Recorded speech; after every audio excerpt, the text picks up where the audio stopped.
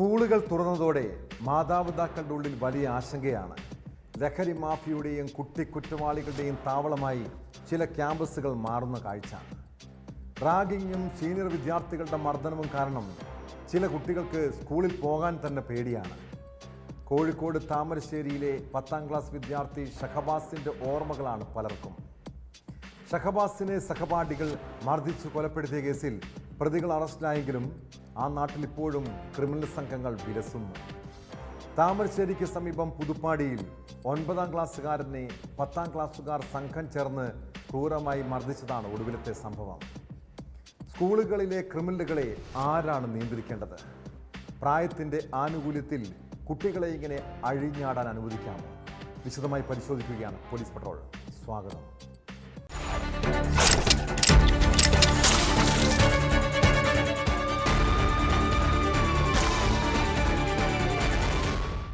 പത്താം ക്ലാസ് വിദ്യാർത്ഥികളുടെ മർദ്ദനത്തിനിടെ ശ്വാസം കിട്ടാതെ മരണം മുന്നിൽ കണ്ടതാണവൻ. 15ഓളം പേർ ചേർന്ന് ക്രൂരമായി ആക്രമിച്ചപ്പോൾ 9ാം ക്ലാസ്സുകാരൻ്റെ തലയ്ക്കും കണ്ണിനും പരിക്കേറ്റു. അടികൊണ്ട് കണ്ണ് കലങ്ങി. സ്കൂൾ തുറന്ന ആദ്യ ദിവസം തന്നെ കോഴിക്കോട് പുതുപ്പാടി സർക്കാർ സ്കൂളിൽ ഉണ്ടായത് കുറ്റവാളികളുടെ തേർവാഴ്ചയാണ്. എന്നാൽ സംഭവം ഒതുക്കി തീർക്കാനാണ് സ്കൂൾ അധികൃതർ ശ്രമിച്ചത്. പിന്നീട് രക്ഷിതാക്കൾ പരാതിയുമായി രംഗത്തെത്തിയതോടെ 4 വിദ്യാർത്ഥികളെ സസ്പെൻഡ് ചെയ്തു. സംഭവത്തിൽ നിയമ നടപടിയുമായി മുന്നോട്ട് പോകാനാണ് കുടുംബത്തിൻ്റെ തീരുമാനം.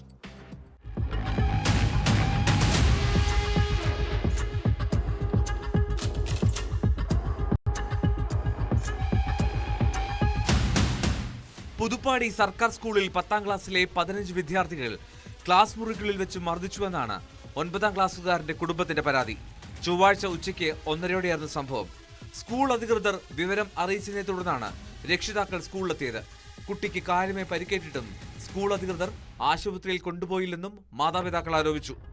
തലയ്ക്കും കണ്ണിനും പരിക്കേറ്റ വിദ്യാർത്ഥിയെ താമരശ്ശേരി താലൂക്ക് ആശുപത്രിയിൽ എത്തിച്ച് പരിശോധന നടത്തി.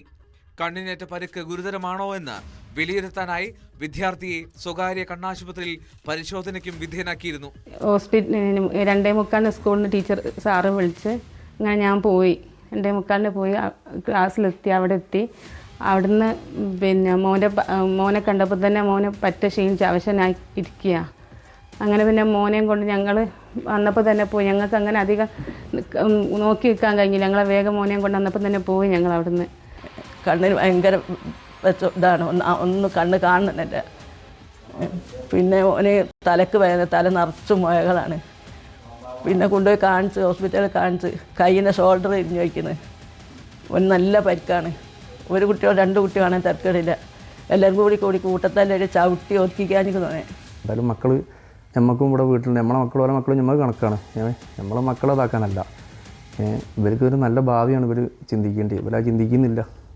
ഇവരത്രയും മക്കൾ കൂടി തച്ചിട്ട് ആ സ്കൂളിൽ ഒറ്റ മക്കൾ പോലും വന്നുകൂടിയില്ല. ലാസ്റ്റ് അവിടെ സ്കൂളിൻ്റെ പണി നടക്കുന്നിടത്തൊരു ബംഗാളി ഉണ്ടല്ലേ, ആ ബംഗാളി മറ്റേ സ്റ്റാഫ് റൂമിൽ ഓടിച്ചെന്ന് പറഞ്ഞതാണ് നാട്ടെ.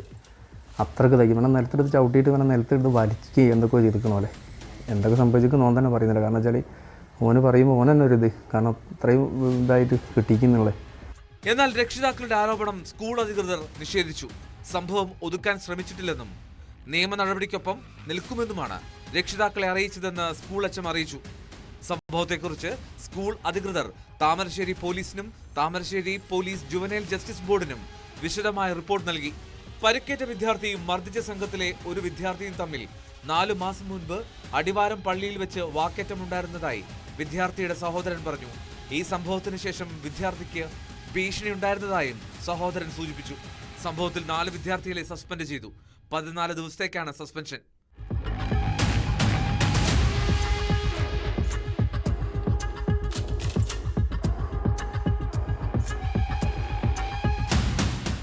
ന്യൂസ് 18 കോഴിക്കോട്. മക്കളെ കുട്ടിക്കാലത്ത് നല്ല രീതിയിൽ വളർത്തിയില്ലെങ്കിൽ ഭാവിയിൽ അവർ നിങ്ങൾക്ക് കണ്ണീരും വേദനയുമാകെ സമ്മാനിക്കുക. പണത്തിനു വേണ്ടി ഉറ്റവരെ പോലും കൊലപ്പെടുത്താൻ മടിക്കാത്തവരാണ് ഈ തലമുറ. ഇടുക്കിയിൽ 95 വയസ്സുള്ള സ്വന്തം മുത്തശ്ശിയെ ശ്വാസം മുട്ടിച്ച ശേഷം സ്വർണ്ണമാല കവർന്ന കൊച്ചുമകനെക്കുറിച്ചാണ് പറഞ്ഞു വരുന്നത്. അച്ഛനും അമ്മയും പള്ളിയിൽ പോയ സമയത്ത് രാവിലെയാണ് മോഷണമുണ്ടായത്. കവർച്ചയ്ക്കിടെ അടിമാലി സ്വദേശിനി മേരിക്ക് സാരമായി പരിക്കേറ്റു. കേസിൽ മേരിയുടെ കൊച്ചുമകൻ അഭിലാഷിനെ പോലീസ് അറസ്റ്റ് ചെയ്തു.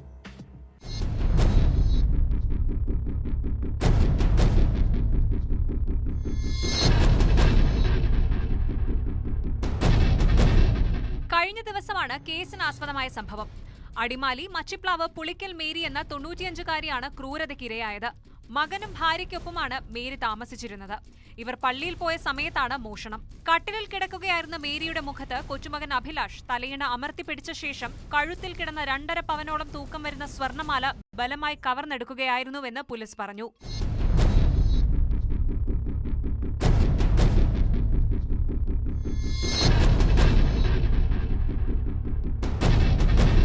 പള്ളിയിൽ നിന്നും മേരിയുടെ മകനും ഭാര്യയും തിരിച്ചെത്തിയപ്പോഴാണ് സംഭവം അറിയുന്നത്. ഉടൻ പോലീസിൽ വിവരം അറിയിച്ചു. തുടർന്ന് നടത്തിയ അന്വേഷണത്തിലാണ് പ്രതിയെ പിടികൂടിയത്. ആദ്യഘട്ടത്തിൽ പ്രതി അഭിലാഷ് കുറ്റം സമ്മതിച്ചില്ല. പിന്നീട് ടൗണിലെ നിരീക്ഷണ ക്യാമറയിൽ നിന്നും ലഭിച്ച സൂചനയുടെ അടിസ്ഥാനത്തിൽ ചോദ്യം ചെയ്തതോടെ ഇയാൾ കുറ്റം സമ്മതിക്കുകയായിരുന്നു. അഭിലാഷ് മുൻപും സമാന കേസുകളിൽ പെട്ടിട്ടുണ്ടെന്നും ദിവസങ്ങൾക്ക് മുൻപാണ് പീരുമേട് ജയിലിൽ നിന്നും മോചിതനായതെന്നും പോലീസ് പറഞ്ഞു. മോഷ്ടിച്ച മാല നെടുംകണ്ടത്ത് വിറ്റതായി മൊഴി നൽകിയെങ്കിലും കണ്ടെത്താനായിട്ടില്ല. മേരിക്ക് കഴുത്തിലും നെഞ്ചിലും നേരിയ തോതിൽ പരിക്കേറ്റിട്ടുണ്ട്. കോടതിയിൽ ഹാജരാക്കിയ പ്രതിയെ റിമാൻഡ് ചെയ്തു.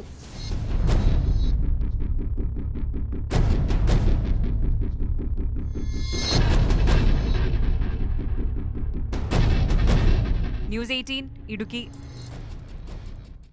കൗമാരപ്രായത്തിൽ കുട്ടികൾക്ക് പ്രണയവും സൗഹൃദവും ഒക്കെ ഉണ്ടാകുന്നത് സ്വാഭാവികമാണ്. ആ സമയത്ത് സ്വന്തം മാതാപിതാക്കളെക്കാൾ കൂടുതൽ കുട്ടികൾക്ക് വിശ്വാസവും ഇഷ്ടവും പ്രണയിക്കുന്നവരോടാകാം. എന്നാൽ ഇവിടെ പെൺകുട്ടികൾ ഒരു കാര്യം ശ്രദ്ധിച്ചാൽ കൊള്ളാം.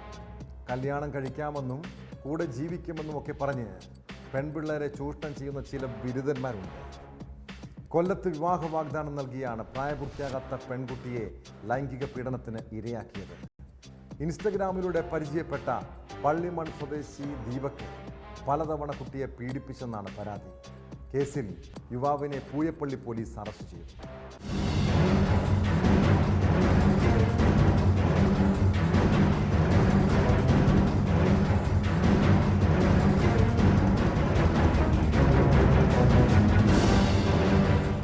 മൈക്ക് ഓപ്പറേറ്ററായി ജോലി ചെയ്യുന്ന ദീപക് ഇൻസ്റ്റഗ്രാം വഴിയാണ് പെൺകുട്ടിയുമായി സൗഹൃദത്തിലായത്. തുടർന്ന് നിരന്തരമുള്ള ചാറ്റിങ്ങിലൂടെ ഇരുവരും അടുത്തു. അടുപ്പം വളർന്നതിനെ തുടർന്ന് വിവാഹ വാഗ്ദാനം നൽകി പെൺകുട്ടിയെ കൂട്ടിക്കൊണ്ടുപോയി പീഡിപ്പിക്കുകയായിരുന്നു.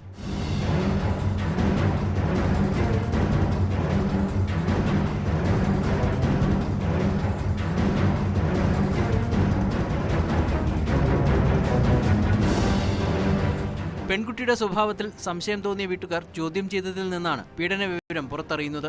തുടർന്ന് വീട്ടുകാർ ചൈൽഡ് വെൽഫെയർ കമ്മിറ്റിയെ വിവരം അറിയിച്ചു. കുട്ടിക്ക് കൗൺസിലിംഗ് നൽകി. പെൺകുട്ടിയുടെ മൊഴിയുടെ അടിസ്ഥാനത്തിലാണ് പോലീസ് കേസെടുത്തത്. അന്വേഷണത്തിനൊടുവിൽ ഓയൂർ പള്ളിമൺ സ്വദേശി ദീപകിനെ പോലീസ് പിടികൂടി. അറസ്റ്റ് ചെയ്ത് കോടതിയിൽ ഹാജരാക്കിയ പ്രതിയെ റിമാൻഡ് ചെയ്തു.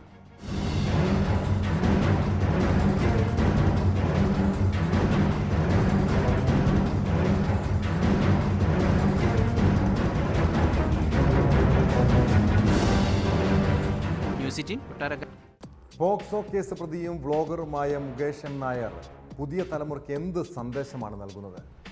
തിരുവനന്തപുരം ഫോർട്ട് സർക്കാർ ഹൈസ്കൂളിൽ പ്രവേശനോത്സവത്തിൽ അയാളെ മുഖ്യാതിഥിയാക്കിയതിൽ ആരുടെ ഭാഗത്താണ് വീഴ്ചയുണ്ടായത്? സംഭവത്തിൽ മാപ്പ് ചോദിച്ച് സഹസംഘാടകരായ JCI സ്കൂളിന് കത്ത് നൽകിയതോടെ വിവാദം അങ്ങനെ അവസാനിപ്പിക്കാമോ? എന്തായാലും സംഭവത്തിൽ കർശന നടപടി സ്വീകരിക്കാനാണ് വിദ്യാഭ്യാസ വകുപ്പിന്റെ തീരുമാനം. അതിനിടെ തനിക്കെതിരെയുള്ള പോക്സോ കേസ് ഗൂഢാലോചനയെന്ന് ആരോപിച്ച് വ്ളോഗർ മുകേഷ് എം നായർ രംഗത്തെത്തി.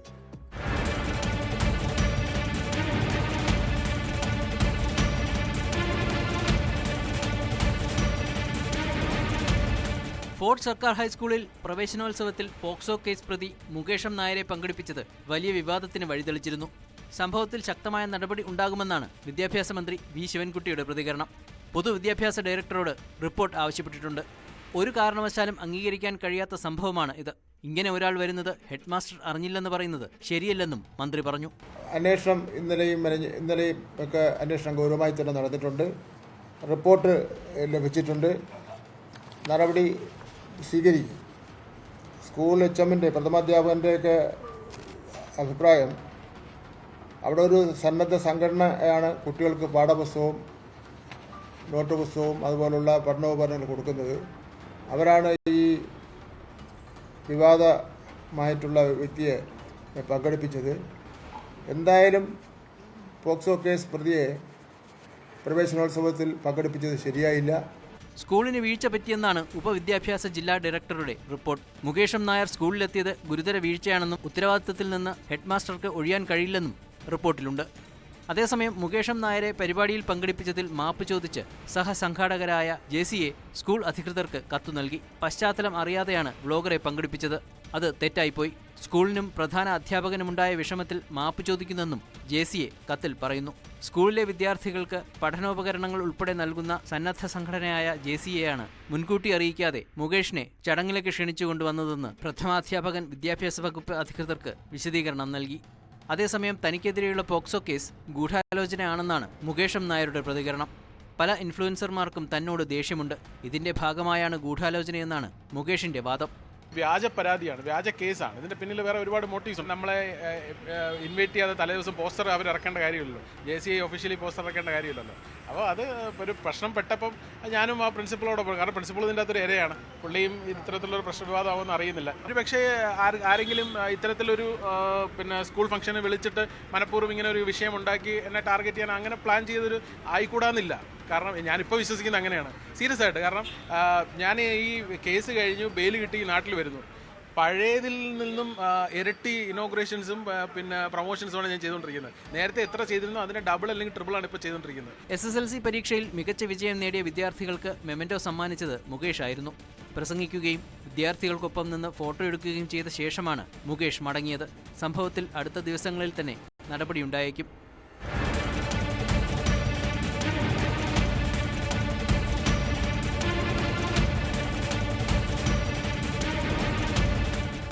ന്യൂസ് 18 തിരുവനന്തപുരം. ഹൈക്കോടതി അഭിഭാഷകൻ പ്രതിയായ പോക്സോ കേസ് എങ്ങനെയാണ് അട്ടിമറിക്കാൻ ശ്രമമുണ്ടായത്? ആരായിരുന്നു അതിന് പിന്നിൽ? പത്തനംതിട്ട ചൈൽഡ് വെൽഫെയർ കമ്മിറ്റിയും ആറന്മുള പോലീസും കേസിൽ ഇടപെട്ടെന്നാണ് ആഭ്യന്തര വകുപ്പിന്റെ കണ്ടെത്തൽ. കോന്നി DYSP രാജപ്പൻ റാവുത്തർ, SHO ശ്രീജിത്ത് എന്നിവരുടെ സസ്പെൻഷനിലേക്ക് വരെ നീണ്ട സംഭവം അതീവ ഗൗരവമുള്ളതാണ്.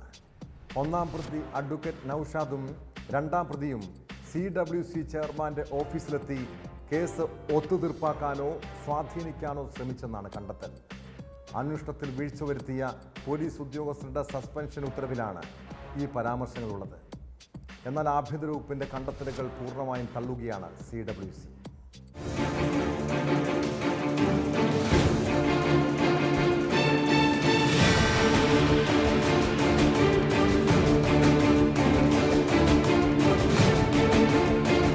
കോന്നി DYSP രാജപ്പൻ റാവുത്തർ, SHO ശ്രീജിത്ത് എന്നിവരെ സസ്പെൻഡ് ചെയ്തുകൊണ്ടുള്ള ആഭ്യന്തര വകുപ്പിന്റെ ഉത്തരവിലാണ് കേസ് അട്ടിമറിക്കാൻ ഗൂഢാലോചന നടന്നതായി പരാമർശങ്ങളുള്ളത്.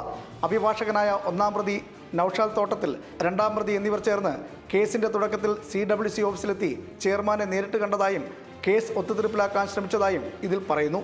എന്നാൽ അതിജീവിത ശക്തമായ നിലപാട് സ്വീകരിച്ചതോടെയാണ് CWC റിപ്പോർട്ട് പോലീസിന് കൈമാറിയതെന്നും ഉത്തരവിലുണ്ട്. 10 ദിവസത്തിന് ശേഷമാണ് CWC റിപ്പോർട്ട് പോലീസിന് കൈമാറിയത്. ഇത് പ്രതികൾക്ക് ഗുണകരമായെന്നാണ് വിലയിരുത്തൽ.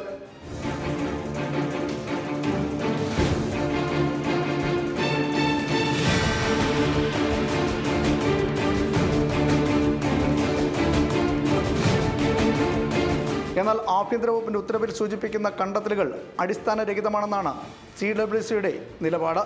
ഒന്നാം പ്രതിയുടെയും ഭാര്യയുടെയും ഫോൺ കോൾ രേഖകൾ പരിശോധിച്ചാണ് കേസ് അട്ടിമറിക്കാൻ ശ്രമിച്ചതായ വിവരങ്ങൾ കണ്ടെത്തിയത്. കേസിന്റെ തുടക്കത്തിൽ ഗുരുതര വീഴ്ച വരുത്തിയതിനാണ് വകുപ്പുതല അന്വേഷണത്തിനൊടുവിൽ കഴിഞ്ഞ ദിവസം DSP രാജപ്പൻ റാവുത്തർ, CA ശ്രീജിത്ത് എന്നിവരെ സസ്പെൻഡ് ചെയ്തത്. ഒന്നാം പ്രതിയായ ഹൈക്കോടതി അഭിഭാഷകനും UDF കാലത്തെ ഗവൺമെന്റ് പ്ലെയറുമായിരുന്ന നൌഷാദ് തോട്ടത്തിലിനെ സംരക്ഷിക്കുന്ന വിധമായിരുന്നു പോലീസ് അന്വേഷണമെന്ന പരാതിയിലാണ് വകുപ്പുതല അന്വേഷണം നടത്തിയത്. മാസങ്ങളോളം ഒളിവിൽ കഴിഞ്ഞ പ്രതിയെ പിടികൂടാൻ പോലും പോലീസ് ശ്രമിച്ചിരുന്നില്ല. ഹൈക്കോടതി മുൻകൂർ ജാമ്യാപേക്ഷ തള്ളിയതോടെ പ്രതി പിന്നീട് സുപ്രീം കോടതിയെ സമീപിക്കുകയായിരുന്നു. ഇയാളുടെ അറസ്റ്റ് കോടതി തൽക്കാലത്തേക്ക് തടഞ്ഞിട്ടുണ്ട്. പെൺകുട്ടിയുടെ ബന്ധുവിൻ്റെ സഹായത്തോടെ പ്രതി പീഡിപ്പിച്ചുവെന്നാണ് കേസ്.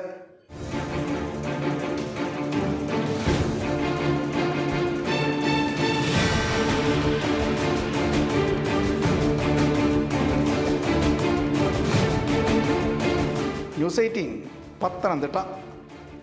കേസ് അട്ടിമറിക്കാൻ മാത്രമല്ല നിരപരാധികളെ കള്ളക്കേസിൽ കുടുക്കാനും വിരുദ്ധരാണ് കേരള പോലീസ്. MDMA എന്ന് കരുതി കൽക്കണ്ടം പിടികൂടി കോഴിക്കോട് നടക്കാവ് പോലീസ് 2 നിരപരാധികളെയാണ് ജയിലിലടച്ചത്. പിന്നീട് രാസപരിശോധനാ ഫലത്തിൽ സത്യം തെളിഞ്ഞതോടെ പോലീസ് പ്രതിക്കൂട്ടിലായിരിക്കുന്നു. സംഭവത്തെക്കുറിച്ച് അന്വേഷിക്കാൻ സംസ്ഥാന പോലീസ് മേധാവി DYSP റാങ്കിലുള്ള ഉദ്യോഗസ്ഥനെ നിയമിച്ചു. കാസർഗോഡ് സ്വദേശി ബിജു മാത്യുവിനും കണ്ണൂർ സ്വദേശി മണികണ്ഠനുമാണ് പോലീസിന്റെ അനാസ്ഥയിൽ 151 ദിവസം ജയിലിൽ കഴിയേണ്ടി വന്നത്. ഇവരുടെ ദുരവസ്ഥ ന്യൂസ് 18 പുറത്തു കൊണ്ടുവന്നത്.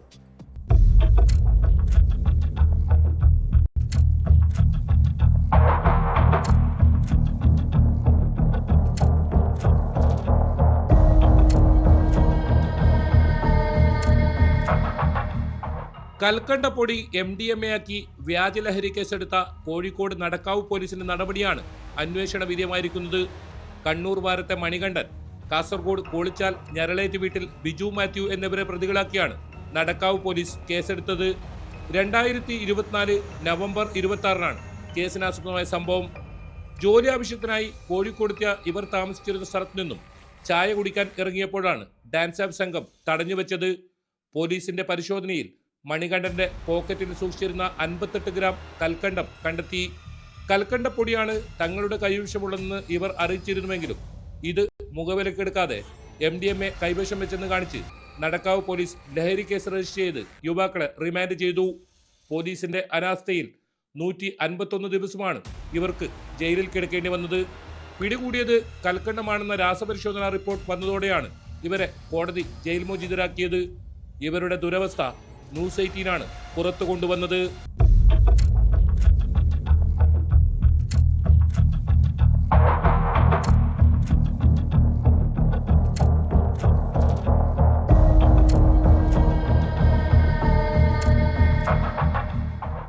ഇക്കഴിഞ്ഞ ഏപ്രിൽ 24 കോടതി സ്വന്തം ജാമ്യത്തിൽ ഇരുവരെയും വിട്ടയച്ചത്.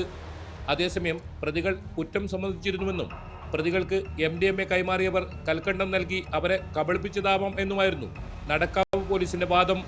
സംഭവവുമായി ബന്ധപ്പെട്ട് ഹൈക്കോടതി അഭിഭാഷകനും പൊതുപ്രവർത്തകനുമായ അഡ്വക്കേറ്റ് കുളത്തൂർ ജയ്സിംഗ് മുഖ്യമന്ത്രിക്ക് പരാതി നൽകിയിരുന്നു.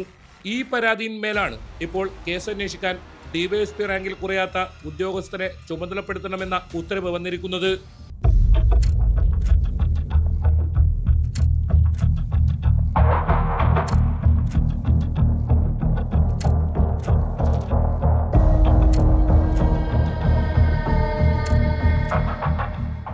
ന്യൂസ് 18 കാസർഗോഡ്. ഭാര്യയും ഭർത്താവും ഒന്നിച്ചിരുന്ന് മദ്യപിക്കുന്ന വീടുകളുടെ അവസ്ഥയെക്കുറിച്ച് ചിന്തിച്ചിട്ടുണ്ടോ? മദ്യപിച്ച് ലക്കുവിട്ട് കഴിഞ്ഞാൽ പിന്നെ പരസ്പരം ബഹളവും സംഘർഷവും അവിടെ പതിവായിരിക്കും. കോട്ടയം തൃക്കൊടിത്താനത്ത് ഭാര്യയെ ഭർത്താവ് കൊലപ്പെടുത്തിയത് മദ്യപിക്കുമ്പോഴുണ്ടായ വാക്ക് തർക്കത്തെ തുടർന്നാണ്. ഏപ്രിൽ 28 വീട്ടമ്മയെ മരിച്ച നിലയിൽ കണ്ടെത്തിയ സംഭവം ആത്മഹത്യ എന്നായിരുന്നു പ്രാഥമിക നിഗമനം. എന്നാൽ ശാസ്ത്രീയ പരിശോധനാ റിപ്പോർട്ടുകൾ പുറത്തു വന്നതോടെ സംഭവം കൊലപാതകമെന്ന് പോലീസ് കണ്ടെത്തി. തൃക്കൊടിത്താനം സ്വദേശിനി മല്ലികയെ കൊലപ്പെടുത്തിയ കേസിൽ ഭർത്താവ് അനീഷിനെ പോലീസ് അറസ്റ്റ് ചെയ്തു.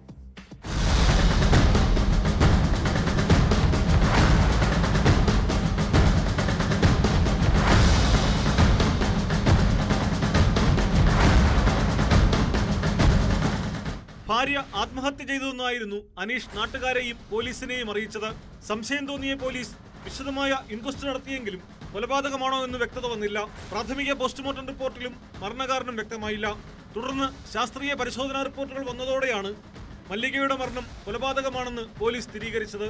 ഇരുവരും ഒരുമിച്ച് മദ്യപിക്കുന്നതിനിടെ മല്ലികയെ കഴുത്തു ഞെരിച്ച് കൊല്ലുകയായിരുന്നെന്ന് ചോദ്യം ചെയ്യലിൽ ഭർത്താവ് അനീഷ് സമ്മതിച്ചു.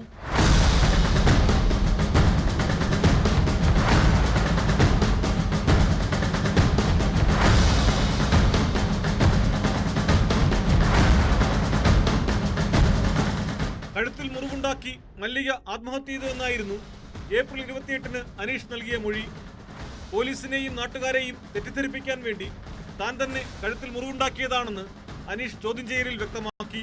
മല്ലികയുടെ മരണകാരണം കഴുത്തിനേറ്റ മുറിവല്ല എന്ന് പരിശോധനയിൽ വ്യക്തമായതാണ് കേസിൽ നിർണായകമായത്. സാമ്പത്തിക തർക്കങ്ങളാണ് മല്ലികയെ കൊലപ്പെടുത്താൻ കാരണമായതെന്ന് അനീഷ് മൊഴി നൽകിയിട്ടുണ്ട്.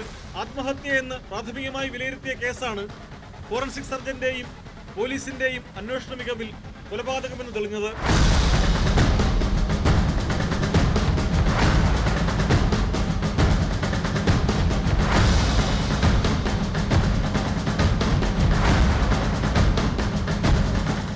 ന്യൂസ് 18 കോട്ടയം.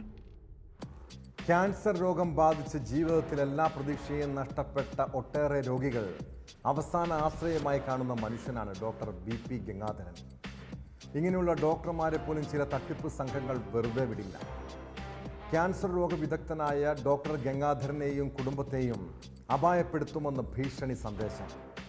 മുംബൈയിലെ സിറ്റിസൺ ഫോർ ജസ്റ്റിസ് എന്ന പേരിലാണ് കത്തിലൂടെ ഭീഷണി സന്ദേശം അയച്ചിരിക്കുന്നത്. ബ്ലഡ് മണിയായി 8.25 ലക്ഷം രൂപ നൽകണമെന്നും ഇല്ലെങ്കിൽ കൊലപ്പെടുത്തുമെന്നുമാണ് ഭീഷണി. ഡോക്ടർ നൽകിയ പരാതിയിൽ മരട് പോലീസ് കേസെടുത്തു.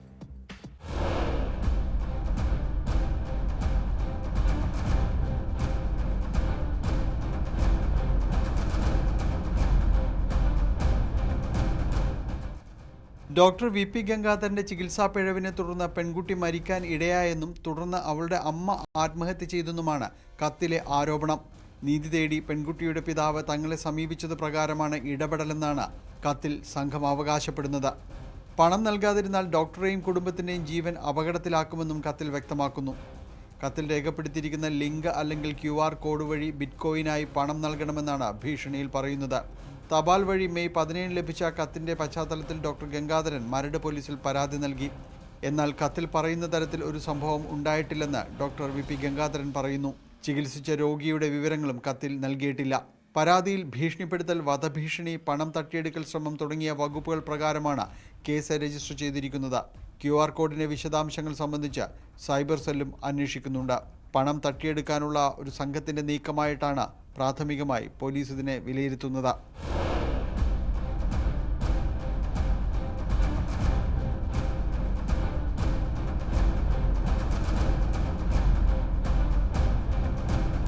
ന്യൂസ് 18 കൊച്ചി. പ്രണയബന്ധത്തിൽ ഇണക്കവും പിണക്കവും ഉണ്ടാകുന്നത് സ്വാഭാവികമല്ലേ? എന്നാൽ വെറുതെ വഴക്കിട്ടെന്ന് കരുതി ആരെങ്കിലും പോയി ആത്മഹത്യ ചെയ്യുമോ? തിരുവനന്തപുരത്തെ IB ഉദ്യോഗസ്ഥയുടെ ആത്മഹത്യയിൽ പ്രതി സുഖാന്ത് സുരേഷ് പച്ചക്കള്ളമാണ് പറയുന്നത്. ഞങ്ങൾ തമ്മിൽ പരസ്പര സമ്മതത്തോടെയുള്ള ബന്ധമായിരുന്നുവെന്നും യുവതിയുമായി പലപ്പോഴും പിണങ്ങാറുണ്ടെന്നും പ്രതി പോലീസിനോട് പറഞ്ഞു. എന്നാൽ ആത്മഹത്യ ചെയ്യേണ്ട സാഹചര്യം എന്താണെന്ന് അറിയില്ലെന്നാണ് സുഖാന്തിൻ്റെ മൊഴി. കൊച്ചിയിലെ അപ്പാർട്ട്മെൻറ്റിലെത്തിച്ച് തെളിവെടുപ്പ് നടത്തിയപ്പോഴാണ് അയാൾ പരസ്പര വിരുദ്ധ മൊഴി നൽകിയത്.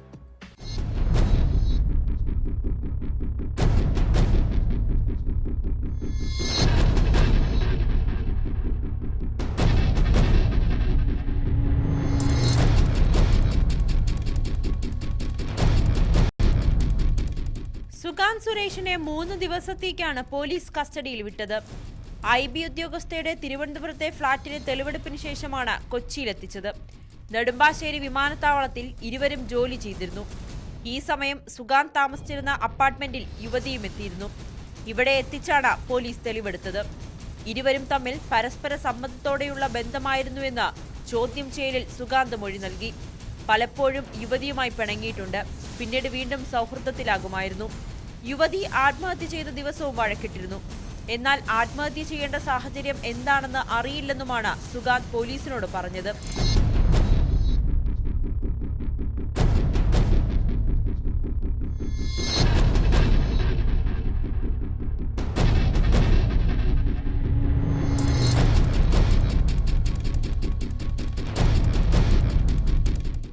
പ്രതിയുടെ മുൻകൂർ ജാമ്യാപേക്ഷ ഹൈക്കോടതി തള്ളിയതിന് പിന്നാലെയാണ് പ്രതി കൊച്ചി DCP ഓഫീസിലെത്തി കീഴടങ്ങിയത്.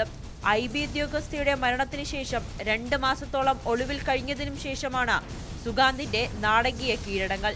പ്രതി മാനസികവും ശാരീരികവും സാമ്പത്തികവുമായി യുവതിയെ ചൂഷണം ചെയ്തതിന് തെളിവുകൾ പോലീസ് കണ്ടെത്തിയിരുന്നു. IB ഉദ്യോഗസ്ഥയുമായുള്ള വാട്സപ്പ് ചാറ്റ്, ടെലിഗ്രാം ചാറ്റ് അടക്കമുള്ള തെളിവുകളും റിമാൻഡ് റിപ്പോർട്ടിനോടൊപ്പം കോടതിയിൽ സമർപ്പിച്ചിരുന്നു. മാർച്ച് 24-നാണ് IB ഉദ്യോഗസ്ഥയെ തിരുവനന്തപുരത്ത് റെയിൽവേ ട്രാക്കിൽ ആത്മഹത്യ ചെയ്ത നിലയിൽ കണ്ടെത്തിയത്.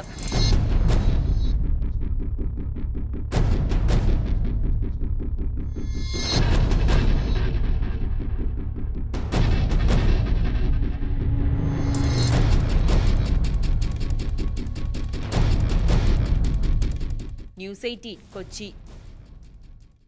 കൊല്ലത്തെ KSUവിനെ നാണം കെടുത്തിയ ഹണി ട്രാപ്പ് വിവാദത്തിൽ വൻ ട്വിസ്റ്റ്. സംസ്ഥാന ജനറൽ സെക്രട്ടറിയെ KSU നേതാക്കൾ ഹണി ട്രാപ്പിൽപ്പെടുത്താൻ ശ്രമിച്ചെന്ന കേസിൽ പരാതിക്കാരൻ ഇപ്പോൾ മലക്കമറിഞ്ഞിരിക്കുകയാണ്. നിലവിലെ പ്രതികൾ നിരപരാധികളെന്നും സംഭവത്തിന് പിന്നിൽ മറ്റൊരു ജില്ലാ നേതാവെന്നും KSU സംസ്ഥാന ജനറൽ സെക്രട്ടറിയായ ആഷിഖ് ബൈജു പറയുന്നു. ബലാത്സംഗ കുറ്റം ആരോപിക്കുന്ന ഓഡിയോ ക്ലിപ്പ് പ്രചരിപ്പിച്ചു എന്നതായിരുന്നു കേസ്. സംഭവത്തിന് പിന്നിലുള്ള വ്യക്തികൾക്കെതിരെയും യുവതിക്കെതിരെയും പരാതി നൽകാനാണ് ഇരുപക്ഷത്തിൻ്റെയും തീരുമാനം.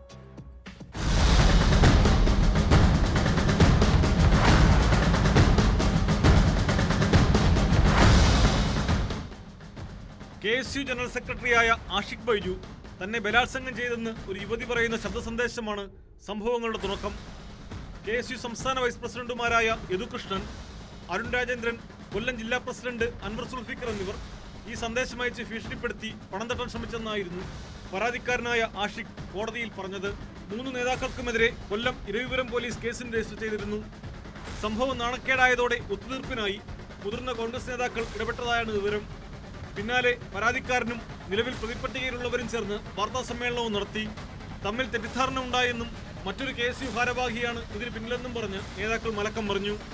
ഈ അയച്ച സംഭവത്തിൽ ഞാൻ വണ്ടി ഓടിച്ചുകൊണ്ടിരിക്കുകയാണ്. ഞാൻ അപ്പം തന്നെ അതിശയിച്ചു പോയി. ഇത്രയും ഒരു ആരോപണം എനിക്കെതിരെ ഒരു സ്ത്രീ ഉന്നയിക്കുമ്പോൾ എനിക്ക് പേടിയായി. എന്നെ എന്തോ വലിയ രീതിയിൽ കൊടുക്കാനുള്ള ഒരു ശ്രമമാണെന്ന് എനിക്ക് മനസ്സിലായി. ഞാൻ ആ സ്ത്രീ ആരാണെന്ന് കണ്ടുപിടിക്കാൻ വേണ്ടി അപ്പോൾ തന്നെ കൊല്ലം ACPക്ക് പരാതി നൽകുകയും അതിൻ്റെ അടിസ്ഥാനത്തിൽ എനിക്ക് പരാതി എങ്ങനെയാണ് ലഭിച്ചതെന്ന് ചോദിച്ചപ്പോൾ, എനിക്ക് വോയിസ് എങ്ങനെയാണ് ലഭിച്ചതെന്ന് ചോദിച്ചപ്പോൾ ഞാൻ അരുൺ രാജേന്ദ്രൻ അയച്ചതാണെന്നും അത് ഈ പറഞ്ഞ പോലെ അവർക്ക് ആ ലേഡി അയച്ചു കൊടുത്തതാണെന്നും ഞാൻ ACPക്ക് പരാതി കൊടുത്തതിലുണ്ടായിരുന്നു. പിന്നീട് ഈ കേസുകൾ മുന്നോട്ട് പോവുകയുണ്ടായിരുന്നു. അത് സൈബർ പോലീസ് സ്റ്റേഷനിലോട്ട് അത് ഫോർവേഡ് ചെയ്തപ്പോഴും എൻ്റെ സ്റ്റേറ്റ്മെന്റ് എടുത്തപ്പോഴും ആ സ്റ്റേറ്റ്മെന്റിൽ കൃത്യമായിട്ട് ഞാൻ പറയുന്നുണ്ട്, ഏതോ ഒരു സ്ത്രീയാണ് എനിക്കെതിരെ ഇങ്ങനെ ഒരു ആരോപണം ഉന്നയിച്ചിരിക്കുന്നത്. KSU ജില്ലാ നേതാവിന്റെ സ്ഥാപനത്തിലെ ജീവനക്കാരിയെ ഉപയോഗിച്ച് വ്യാജ ഓഡിയോ സൃഷ്ടിക്കുകയായിരുന്നെന്നാണ് പ്രതിപട്ടികയിലുള്ളവർ പറയുന്നത്. ഞങ്ങൾ പരസ്പരം ആ വിഷയത്തെ പറ്റി സംസാരിക്കുകയും അത് പൂർണ്ണമായും ഒരു തെറ്റിദ്ധാരണയായിരുന്നു എന്നുള്ളത് അദ്ദേഹത്തിന് ബോധ്യപ്പെടുകയും ചെയ്തിട്ടുണ്ടായിരുന്നു. എന്നാൽ ആ വിഷയത്തിൽ ചില വസ്തുതകളുമുണ്ട്. ഈ വിഷയത്തിൽ ഈ പെടുന്ന ആർക്കും ഇതിനകത്ത് യാതൊരുവിധ ദുഷ്ടലാക്കില്ലായിരുന്നു എന്നുള്ള അദ്ദേഹത്തിന് ബോധ്യപ്പെടുകയും കഴിഞ്ഞ ദിവസം തന്നെ സ്റ്റേഷനുമായി ബന്ധപ്പെട്ട വിഷയം പറയുകയും ചെയ്തു. ഇപ്പോൾ ഇന്നോ നാളെയോ അദ്ദേഹത്തിന് സ്റ്റേറ്റ്മെന്റ് എടുക്കാൻ വിളിക്കുകയാണ്.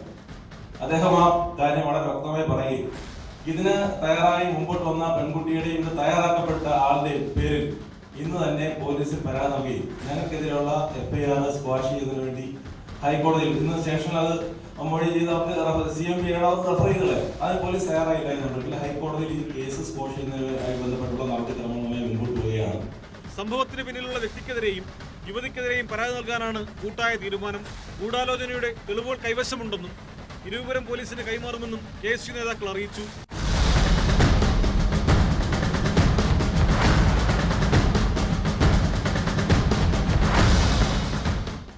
ന്യൂസ് 18 കൊല്ലം. കള്ളു കുടിച്ചാൽ മലയാളിയുടെ തനി സ്വഭാവം പുറത്തുവരും.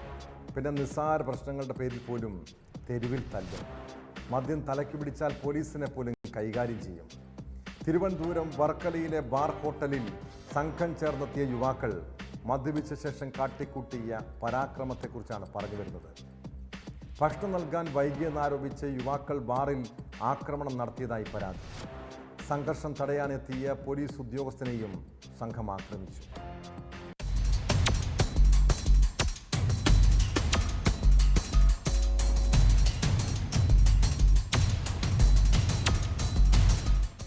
പാപനാശം പോലീസ് ഹെഡ് പോസ്റ്റിന് സമീപമുള്ള ബാർ ഹോട്ടലിൽ ചൊവ്വാഴ്ച രാത്രി 10 മണിയോടെയാണ് കൊല്ലം സ്വദേശികളായ ഒരു സംഘം യുവാക്കൾ മദ്യപിക്കാനെത്തിയത്. മദ്യപിച്ചതിന് ശേഷം ഭക്ഷണം നൽകാൻ വൈകിയതിനെ തുടർന്ന് യുവാക്കൾ ജീവനക്കാർക്ക് നേരെ ആക്രമണം നടത്തിയെന്നാണ് പരാതി. പോലീസ് ഹെഡ് പോസ്റ്റിൽ വിവരമറിയിച്ചതോടെ ഡ്യൂട്ടിയിലുണ്ടായിരുന്ന സാംജിത്ത് എന്ന ഉദ്യോഗസ്ഥനെത്തി അക്രമികളുടെ ഫോട്ടോ എടുക്കാൻ ശ്രമിച്ചു. തുടർന്ന് ഇവർ സാംജിത്തിനെ ആക്രമിക്കുകയും യൂണിഫോമിലെ നെയിം ബോർഡ് വലിച്ചു പൊട്ടിക്കുകയും ചെയ്തതായി നാട്ടുകാർ പറയുന്നു. സംഭവ സമയത്ത് ഒരു പോലീസുകാരൻ മാത്രമാണ് ഡ്യൂട്ടിയിലുണ്ടായിരുന്നത്. പോലീസ് ഉദ്യോഗസ്ഥനെ ആക്രമിക്കുന്നത് കണ്ട് പ്രദേശവാസികൾ ഇടപെട്ട് അക്രമികളെ തടഞ്ഞു വെക്കുകയായിരുന്നു. ഇതിപ്പം പാപനാശം ബീച്ചിൽ സ്ഥിരമായിട്ടുള്ളൊരു സംഭവമായി മാറുന്നുണ്ട്. കേരളത്തിൽ നിന്ന് വരുന്ന ആളും പുറത്ത് തമിഴ്നാടും നിന്നൊക്കെ കൂട്ടമായിട്ട് വരുന്ന ആളുകൾ ഇവിടുന്ന് മദ്യപിക്കുക, അതേപോലെ നിരന്തരം വിദേശികളെയൊക്കെ ശല്യം ചെയ്യുന്ന ഒരവസ്ഥയുണ്ട്. ഇവിടെ ഒരു നാഥനില്ലാത്ത ഒരവസ്ഥ പോലെയാണുള്ളത്. പോലീസിനൊന്നും ഇവരെ നിയന്ത്രിക്കാൻ പറ്റാറില്ല. ആവശ്യത്തിന് രാത്രിയൊന്നും ആവശ്യത്തിനുള്ള പോലീസ് പോലും ഇവിടെ ടൂറിസത്തിന്റെ എയ്ഡ് പോസ്റ്റിൽ കാണാനുമില്ല. മുൻകാലങ്ങളിൽ ഒരു 10-15 വർഷം മുമ്പായിട്ട് ഇവിടെ 10ഓളം പോലീസ് ഓഫീസേഴ്സ് ഉണ്ടായിരുന്നു. അപ്പോൾ എല്ലാ ഡ്യൂട്ടി പ്ലേസിലും എല്ലാ ഭാഗവും കവർ ചെയ്യാൻ പറ്റുന്നുണ്ട്. ഇപ്പോൾ നമ്മളൊരു ആവശ്യത്തിന് വിളിച്ചാൽ തന്നെ ഓടി അവർക്ക് പെട്ടെന്ന് എത്താൻ പറ്റുന്നില്ല. കാര്യം അവർ മറ്റു പല മേഖലയിലായിട്ട് നിൽക്കുന്നത് കൊണ്ട് എത്താൻ കഴിയുന്നില്ല. അതുപോലെ ഇന്ന് രാവിലെ ഡ്യൂട്ടിക്ക് വന്നപ്പോഴത്തേക്ക് ഇതേപോലെ തന്നെ മദ്യപിച്ച് കുറച്ച് ആൾക്കാർ നൈറ്റ് ഡ്യൂട്ടിക്ക് ഉണ്ടായിരുന്ന പോലീസ് ഓഫീസറെ വളരെ ക്രൂരമായി മർദ്ദിക്കുകയും വളരെ അപമര്യാദയായിട്ട് പെരുമാറാൻ കഴിഞ്ഞെന്ന് അറിയാൻ കഴിഞ്ഞു. അതുകൊണ്ട് എത്രയും പെട്ടെന്ന് ഇവിടെ നമ്മുടെ ജീവൻ സുരക്ഷയ്ക്ക് വേണ്ടിയും നിലവിലുള്ള പോലീസ് ഓഫീസേഴ്സിന് അവർക്ക് അവരുടെ ജീവിത അപകടത്തിൽ കാര്യം മദ്യപിച്ചുകൊണ്ടൊക്കെ രാത്രി വന്നിട്ട് ചെയ്യുന്ന സമയത്ത് ആരാണ് അവരോടൊന്നും അറിയാൻ കിട്ടത്തില്ല.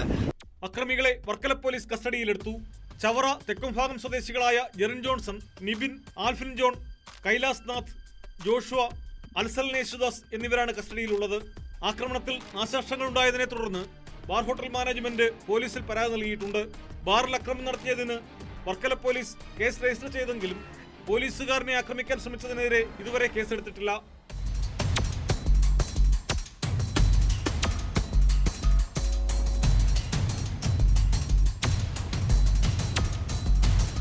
ന്യൂസ് 18 ആറ്റിങ്ങൽ. പിറവം ഓണക്കൂരിൽ നിന്ന് കാണാതായ +2 വിദ്യാർത്ഥി അർജുനെക്കുറിച്ച് 3 ദിവസം കഴിഞ്ഞിട്ടും ഒരു സൂചനയുമില്ല. പോലീസ് നാട്ടിലെങ്ങും തിരച്ചിൽ നടത്തിയിട്ടും ആളെ കണ്ടെത്താൻ കഴിയാത്തതിനാൽ വീട്ടുകാർ വലിയ ആശങ്കയിലാണ്. അതിനിടെ കാണാതായ വിദ്യാർത്ഥിയുടെ കൂടുതൽ CCTV ദൃശ്യങ്ങൾ പുറത്തു വന്നു. അർജുൻ വീട്ടിൽ നിന്നിറങ്ങി മറ്റൊരു സ്ഥലത്തെത്തി യൂണിഫോം മാറുന്ന ദൃശ്യങ്ങളാണ് പുറത്തു വന്നത്. സംഭവത്തിൽ പിറവം പോലീസിന്റെ അന്വേഷണം തുടരുകയാണ്.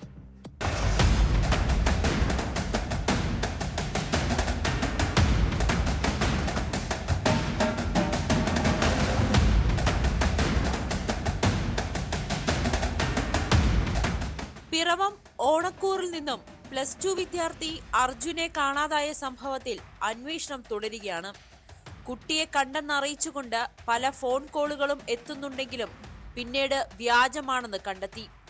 അർജുൻ വീട്ടിൽ നിന്നിറങ്ങി മറ്റൊരു സ്ഥലത്തെത്തി യൂണിഫോം മാറുന്ന ദൃശ്യങ്ങളാണ് പോലീസിന് ഒടുവിൽ ലഭിച്ചത്. പിന്നിൽ വെളുത്ത പൂവിന്റെ ചിത്രമുള്ള ഒരു ഡാർക്ക് ബ്ലൂ ടീഷർട്ടാണ് ദൃശ്യങ്ങളിൽ അർജുൻ ധരിച്ചിരിക്കുന്നത്.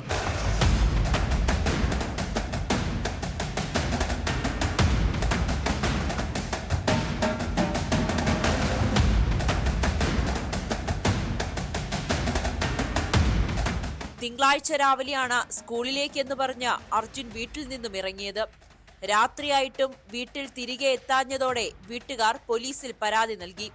കഴിഞ്ഞ ദിവസം പാമ്പാക്കുളം ബസ് സ്റ്റോപ്പിൽ കുട്ടി നിൽക്കുന്ന ദൃശ്യങ്ങൾ പോലീസിന് ലഭിച്ചിരുന്നു. +1 പരീക്ഷയുടെ ഫലം വരുന്നതിന് മുൻപാണ് കുട്ടി വീട് വിട്ടത്.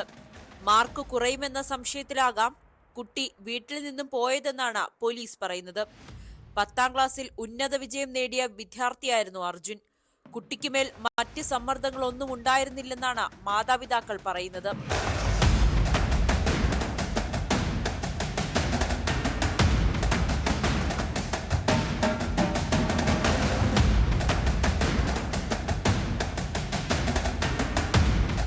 ന്യൂസ് 18 കൊച്ചി.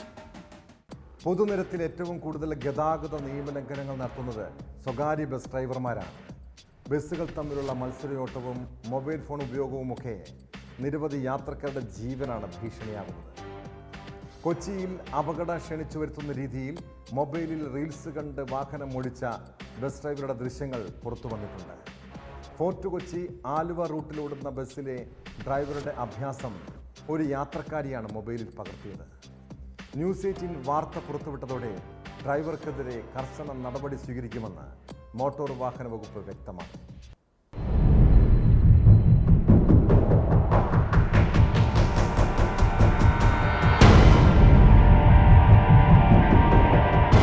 ഫോർട്ട് കൊച്ചി ആലുവ റൂട്ടിലോടുന്ന ജാസ് ബ്യൂട്ടി എന്ന സ്വകാര്യ ബസ്സിലെ ഡ്രൈവറാണ് മൊബൈലിൽ റീൽസ് കണ്ട് വാഹനം ഓടിച്ചത്. അപകടം ക്ഷണിച്ചു വരുത്തുന്ന തരത്തിലായിരുന്നു നടപടി. നിറയെ യാത്രക്കാരുണ്ടായിരുന്ന സമയത്താണ് ഡ്രൈവറുടെ അശ്രദ്ധമായ പ്രവൃത്തി. ഉച്ചയ്ക്ക് 1 മണിയോടെ മേനക ജംഗ്ഷനിൽ നിന്നും ബസ് കയറിയ യാത്രക്കാരെയാണ് ദൃശ്യങ്ങൾ പകർത്തിയത്. ഞാൻ ഡ്രൈവറുടെ ഓപ്പോസിറ്റ് സീറ്റിൽ ഇരുന്നേച്ചത്. ഞാൻ കണ്ടുകൊണ്ടിരുന്ന കാഴ്ചയാണ്. ഓടിച്ചുകൊണ്ടിരുന്ന സമയത്ത് അത്രയും ആൾക്കാരുടെ ജീവൻ ഒരു വിലയില്ലാത്ത രീതിയിൽ വണ്ടി ഓടിച്ചുകൊണ്ട് മൊബൈല് റീൽസ്, ഇൻസ്റ്റാഗ്രാം റീൽസ് കണ്ടുകൊണ്ടിരിക്കുന്നത്. അത് നോക്കി ഇടയ്ക്കിടയ്ക്ക് സ്റ്റിയറിങ്ങിൽ പിടിക്കുന്നുണ്ട്, ഗിയർ വലിക്കുന്നുണ്ട്, ഇതിൻ്റെ ഒപ്പം മൊബൈൽ ചെക്ക് ചെയ്യുന്നുണ്ട്. ദൃശ്യങ്ങൾ മോട്ടോർ വാഹന വകുപ്പിന്റെ ശ്രദ്ധയിൽപ്പെട്ടിട്ടുണ്ട്. ഡ്രൈവർക്കെതിരെ കർശന നടപടി സ്വീകരിക്കുമെന്ന് Ernakulam enforcement RTO K Manoj News 18നോട് പറഞ്ഞു. കർശനമായ നടപടി മോട്ടോർ വാഹന വകുപ്പിന്റെ ഭാഗത്തു നിന്നുണ്ടാവും. ഡ്രൈവിംഗ് ലൈസൻസ് സസ്പെൻഷൻ ഉൾപ്പെടെയുള്ള നടപടികൾ ഉണ്ടാകും. ആളെ ഡ്രൈവറെ വിളിച്ചു വരുത്തി ഈ കാര്യങ്ങൾ ചോദിച്ചറിയാനുണ്ട്. അതിനുശേഷം നടപടിയെടുക്കുന്നതാണ്. നമ്മുടെ ഒരു സ്ക്വാഡിനെ അതിനുവേണ്ടി പ്രത്യേകമായിട്ട് ഡെപ്യൂട്ട് ചെയ്തിട്ടുണ്ട്. ഏറെ തിരക്കുള്ള കൊച്ചി നഗരത്തിലൂടെയുള്ള സ്വകാര്യ ബസ് ഡ്രൈവർമാരുടെ അഭ്യാസ പ്രകടനം പതിവാകുകയാണ്.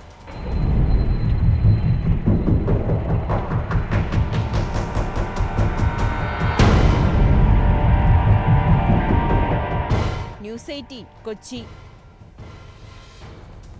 കാസർഗോഡ് ചെറുവത്തൂരിൽ മോഷണം തുടർക്കഥയാണ്. വീടുകളും ആരാധനാലയങ്ങളും കേന്ദ്രീകരിച്ചാണ് കവർച്ച നടക്കുന്നത്. ചെറുവത്തൂർ മേൽമട്ടനായി ശിവക്ഷേത്രത്തിൽ നിന്ന് സ്വർണവും വെള്ളിയും പണവും അപഹരിച്ചു. ക്ഷേത്രത്തിൻ്റെ ഓഫീസ് കുത്തി തുറന്നാണ് കവർച്ച നടത്തിയത്. CCTV ദൃശ്യങ്ങളിൽ നിന്നും പ്രതിയെക്കുറിച്ച് കൃത്യമായ വിവരം ലഭിച്ചെന്നാണ് പോലീസ് നൽകുന്ന വിവരം.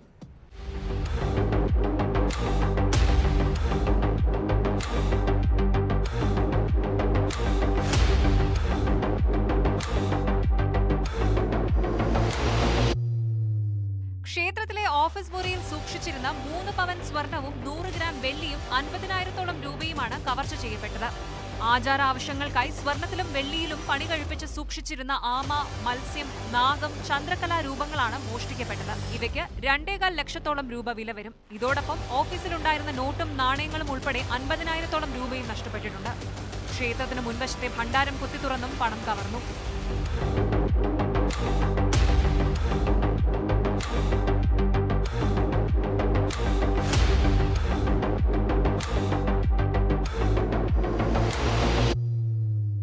ചൊവ്വാഴ്ച രാത്രി 8:40-നും രാവിലെ 5:45-നും ഇടയിലാണ് കവർച്ച നടന്നത്. രാവിലെ ഓഫീസ് മുറി തുറക്കാൻ എത്തിയ ജീവനക്കാരാണ് മോഷണ വിവരം ആദ്യം അറിഞ്ഞത്. തുടർന്ന് പോലീസിനെ അറിയിക്കുകയായിരുന്നു. കാസർഗോഡ് നിന്നും ഡോഗ് സ്ക്വാഡും വിരലടയാള വിദഗ്ധരും സ്ഥലത്തെത്തി തെളിവുകൾ ശേഖരിച്ചു. ക്ഷേത്രത്തിലെ CCTV ദൃശ്യങ്ങളിൽ നിന്നും പ്രതിയെ പോലീസ് തിരിച്ചറിഞ്ഞിട്ടുണ്ട്.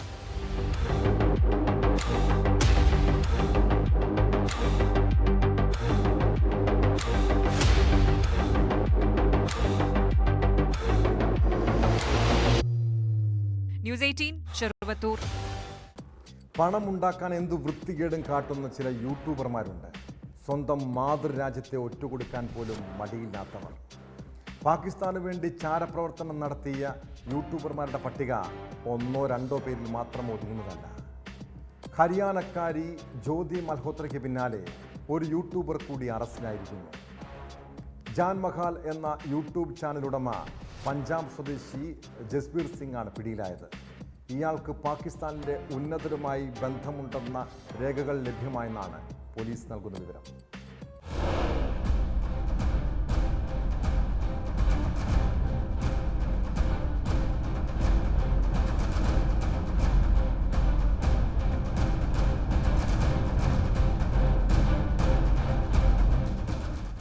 പോലീസ് കസ്റ്റഡിയിലുള്ള ഹരിയാന സ്വദേശി യൂട്യൂബർ ജ്യോതി മൽഹോത്രയുമായി അടുത്ത ബന്ധമുള്ളയാളാണ് ജസ്ബീർ സിംഗ്.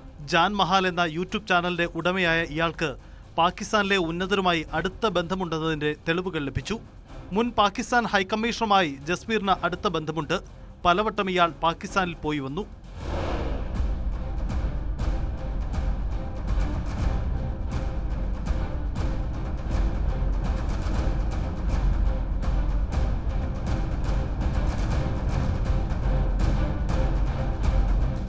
ജ്യോതി മൽഹോത്രയുമായി അടുത്ത ബന്ധമുള്ളവരെ തിരയുന്നതിനിടയിലാണ് ജസ്ബീർ സിംഗും പിടിയിലാവുന്നത്. ജ്യോതി മൽഹോത്ര പിടിയിലായതിന് പിന്നാലെ തന്റെ പാകിസ്ഥാൻ ബന്ധം സംബന്ധിച്ച രേഖകൾ നശിപ്പിക്കാൻ ഇയാൾ ശ്രമിച്ചു. പക്ഷേ പോലീസ് ഇത് വീണ്ടെടുത്തു.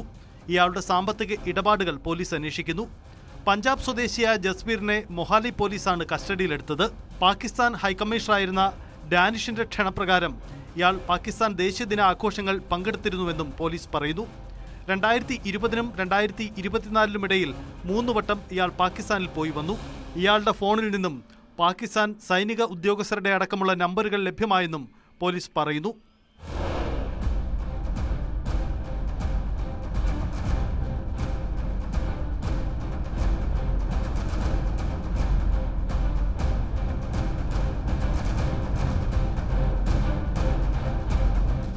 News desk, news 18. ശബരിമല വനമേഖലയിൽ ആയുധധാരികളായ അജ്ഞാത സംഘത്തിന്റെ സാന്നിധ്യം. ഇവർ വീടുകളുടെ വാതിൽ തകർത്ത് അരിയും മറ്റു ഭക്ഷണ സാധനങ്ങളും മോഷ്ടിക്കുന്നുവെന്നാണ് നാട്ടുകാരുടെ പരാതി. നായാട്ട് സംഘമാണ് എത്തിയതെന്നാണ് പോലീസിന്റെ നിഗമനം. എന്നാൽ സംഭവത്തെ പോലീസ് നിസ്സാരവൽക്കരിക്കുന്നുവെന്നും ഈ സംഘത്തിനെതിരെ നടപടി വേണമെന്നുമാണ് നാട്ടുകാരുടെ ആവശ്യം.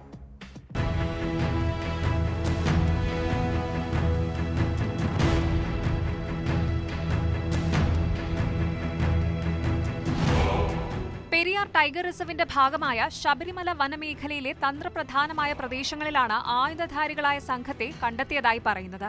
രാത്രിയും പകലും ആളില്ലാത്ത സമയത്ത് വീടുകളിലെത്തുന്ന സംഘം വീട് കുത്തിത്തുറന്ന് ഭക്ഷണ സാധനങ്ങളും ആയുധങ്ങളും മോഷ്ടിക്കുന്നതായാണ് പരാതി. വനമേഖലയുമായി അതിർത്തി പങ്കിടുന്ന കൊച്ചുകോയിക്കൽ, ഗുരുനാഥൻ മണ്ണ്, ആങ്ങാമൊഴി എന്നിവിടങ്ങളിലാണ് തുടർച്ചയായി മോഷണം നടക്കുന്നത്. ഗുരുനാഥൻ മണ്ണ് സ്വദേശി ബാബുരാജിന്റെ വീട്ടിൽ ഒരാഴ്ച മുൻപാണ് മോഷണം നടന്നത്. ആയുധധാരികളായ അജ്ഞാത സംഘത്തെ ഭയന്നാണ് ഇപ്പോൾ നാട്ടുകാരുടെ ജീവിതം. എൻ്റെ വീടിൻ്റെ ഫ്രണ്ടിലെ കഥകൾ പൂട്ടിച്ചപ്പോൾ കഥവ് തുറന്ന് അകത്ത് കയറുമ്പോൾ എൻ്റെ അടുക്കള വാതിലെല്ലാം തുറന്ന് കിടക്കുന്നു. അങ്ങനെ ഞങ്ങൾ കിടക്കുന്ന റൂമിൻ്റെ ഒരു ജനൽ വെട്ടിപ്പൊട്ടിച്ചിട്ട് അത് തടി ഇതായിരുന്നത് അത് വെട്ടിപ്പൊട്ടിച്ചിട്ട് അകത്തൊരു അലമാരി തെല്ലി നീക്കിയിട്ട് അവിടെ ഇറങ്ങിയിട്ട് ഐപ്പേശിക്കകത്ത് 10,000 രൂപ കൊടുത്ത് ആ അടുക്കളയ്ക്കകത്തുള്ളത് നമ്മുടെ വീട്ടിൽ വീഴുന്ന അരി സാധനങ്ങൾ, സർവ്വ സാധനങ്ങളും എടുത്ത് 3 വെട്ടുകത്തി അല്ല വെട്ടി ഇതിലൂടെ നമ്മുടെ വീടിൻ്റെ മേഖല ഒരു 100 മീറ്റർ മുകളിലോട്ട് കയറി വനമാണ്. വനത്തിൻ്റെ അവിടെ വലിയ പാറക്കെട്ട വരെ ആൾക്കാർ സാധനമായിട്ട് പോയതിന് നമ്മൾ കുറേ ആൾക്കാർ പോയി കണ്ടു. കാടിനുള്ളിലെ അജ്ഞാത സംഘം നടത്തുന്ന മോഷണം സംബന്ധിച്ച് പോലീസിലും വനം വകുപ്പിലും വിവരം അറിയിച്ചിട്ടും നടപടി ഉണ്ടാകുന്നില്ലെന്ന് സീതത്തോട് പഞ്ചായത്ത് അംഗം പറയുന്നു.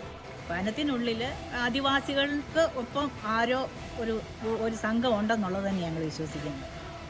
കാരണം ഇപ്പം ഈ നട്ടാപ്പകൽ നടക്കുന്നെങ്കിൽ ഇനിയും രാത്രി നടക്കത്തില്ലെന്ന് പറയാൻ പറ്റും. മഴ സമയം നമ്മളൊക്കെ തന്നെ താമസിക്കുന്നവരും ഈ ഇത്രയും തൊട്ടടുത്ത് താമസിക്കുന്നിടത്ത് ഇത്രയും സംഭവങ്ങൾ നടക്കുവാണെങ്കിൽ പിന്നെ ആൾതാമസം ഇല്ലാത്തടത്ത് വരുമ്പോൾ എങ്ങനെ ആയിരിക്കും? ഫോറസ്റ്റിന്റെ ഭാഗത്തുനിന്നും പോലീസിന്റെ ഭാഗത്തുനിന്നും വനം എല്ലാം പരിശോധിക്കാനായിട്ട് നാട്ടുകാർ സഹിതം ഇറങ്ങുമെന്നേ.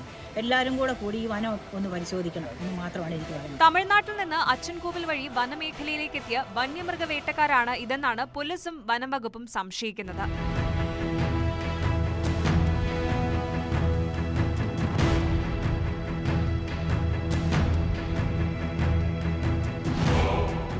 ന്യൂസ് 18 പത്തനംതിട്ട. തിരുവനന്തപുരം സർക്കാർ കണ്ണാശുപത്രിയിൽ ഗുരുതര ചികിത്സാ പിഴവെന്ന് പരാതി. ഇടതു കണ്ണിൽ എടുക്കേണ്ട കുത്തിവെപ്പ് വലതു കണ്ണിൽ എടുക്കുകയായിരുന്നു. ഭീമാപ്പള്ളി സ്വദേശി BV അദൂറയാണ് ഗുരുതര ചികിത്സാ പിഴവിന് ഇരയായത്. പിഴവ് വരുത്തിയ ഡോക്ടർ സുജീഷിനെ സസ്പെൻഡ് ചെയ്തു. ഇവരുടെ കുടുംബത്തിന്റെ പരാതിയിൽ പോലീസും അന്വേഷണം തുടങ്ങിയിട്ടുണ്ട്.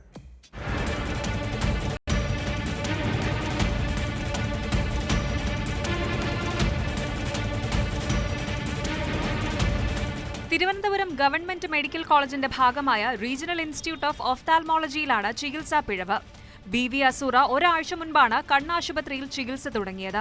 തിങ്കളാഴ്ച തുടർ ചികിത്സയ്ക്കായി അഡ്മിറ്റ് ചെയ്തു. ഇന്നലെയായിരുന്നു ഓപ്പറേഷന് വിളിച്ചിട്ടുണ്ടായിരുന്നത്. അങ്ങനെ ഓപ്പറേഷൻ തിയേറ്ററിൽ കയറ്റി ഇടത് കണ്ണെല്ലാം ക്ലീൻ ചെയ്തതിന് ശേഷം വലത് കണ്ണിലോട്ട് ഇഞ്ചക്ട് ചെയ്യായിരുന്നു. അപ്പം ഇത് ഈ എന്താ പറയുക മരവിപ്പെല്ലാം മാറി കഴിഞ്ഞതിന് ശേഷമാണ് ഈ അമ്മയ്ക്ക് ഈ കാര്യം ശ്രദ്ധയിൽപ്പെട്ടത്. അപ്പോൾ തന്നെ എൻ്റെ അടുത്ത് പറഞ്ഞു. ഞാൻ അപ്പോൾ തന്നെ പോയി ഡോക്ടറെ കണ്ടു, സംസാരിച്ചു. അപ്പോൾ പുള്ളിക്കാരൻ പറഞ്ഞത് അത് കണ്ണിൽ ചെറിയൊരു ചോപ്പുണ്ടായിരുന്നു, അതുകൊണ്ടാണ് ആ കണ്ണിൽ എടുത്തതാണ്. 6000 രൂപയ്ക്ക് പുറത്തുനിന്ന് മരുന്ന് എടുത്ത് നൽകുകയായിരുന്നു, അതും പാഴായി. ഡോക്ടർക്ക് ആ നേരത്ത് എന്താ പറയുക ഒരുമാതിരി തപ്പിത്തരുന്ന രീതിയിലുള്ള സംസാരമായിരുന്നു. അപ്പോൾ തന്നെ നമുക്ക് ആ ഒരു എന്താ പറയുക ആ ഒരു റിയാക്ഷൻ കണ്ടപ്പോൾ നമുക്കൊരു പന്തികേട് തോന്നി. അങ്ങനെയാണ് പരാതി കൊടുക്കാൻ തീരുമാനിച്ചത്. കുടുംബം പരാതിപ്പെട്ടതോടെ ഡോക്ടറെ സസ്പെൻഡ് ചെയ്തു. തുടർ ചികിത്സയും ആശുപത്രി ഉറപ്പ് നൽകിയിട്ടുണ്ട്. BV അസൂരയുടെ മകന്റെ പരാതിയിൽ പോലീസ് അന്വേഷണം തുടങ്ങി.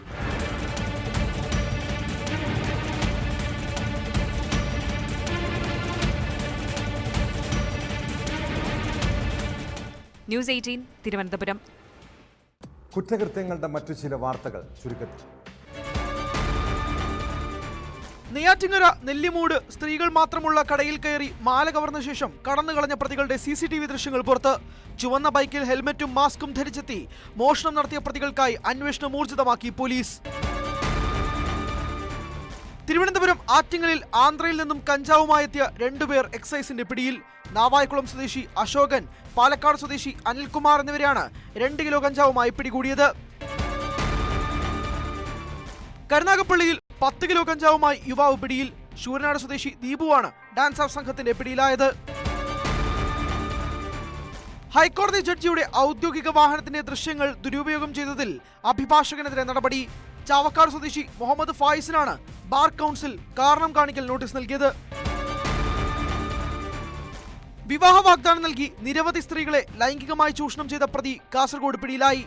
തൃശൂർ കയ്പമംഗലം സ്വദേശി ഷോബി എന്ന് വിളിക്കുന്ന പ്രശോഭ് PS കാസർഗോഡ് വനിതാ പോലീസിന്റെ പിടിയിലായത്.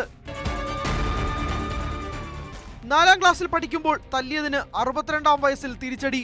കാസർഗോഡ് വെള്ളരിക്കൊണ്ട് നടന്ന സംഭവത്തിൽ 2 പേർക്കെതിരെ പോലീസ് കേസെടുത്തു.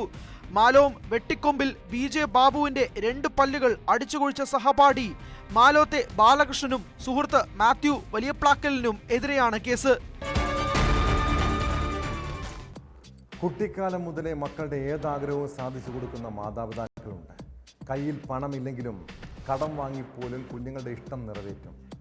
ചെറുപ്പത്തിൽ മക്കൾക്ക് ചെറിയ ആഗ്രഹങ്ങളാണെങ്കിൽ അവർ വളരുന്നതിനൊപ്പം ആഗ്രഹങ്ങളും വളരും. തെലങ്കാനയിൽ മാതാപിതാക്കൾ BMW കാർ വാങ്ങി നൽകാത്തതിൽ മനം നൊന്ത് 21കാരൻ ജീവനൊടുക്കിയ സംഭവത്തെക്കുറിച്ചാണ് പറഞ്ഞു വരുന്നത്. തെലങ്കാന സിദ്ദിഖ്പേട്ട് സ്വദേശി ബൊമ്മ ജോണിയാണ് കളനാശിനി കുടിച്ച് ജീവനൊടുക്കിയത്.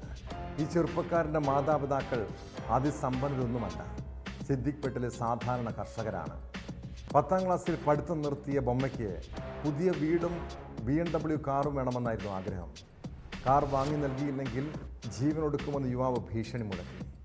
ഇതോടെ കഴിഞ്ഞ ദിവസം യുവാവിനെയും കുട്ടി മാതാപിതാക്കൾ കാർ ഷോറൂമിലെത്തി BMW പകരം മാരുതി സ്വിഫ്റ്റ് ഡിസയർ വാങ്ങി നൽകാമെന്ന് പറഞ്ഞു.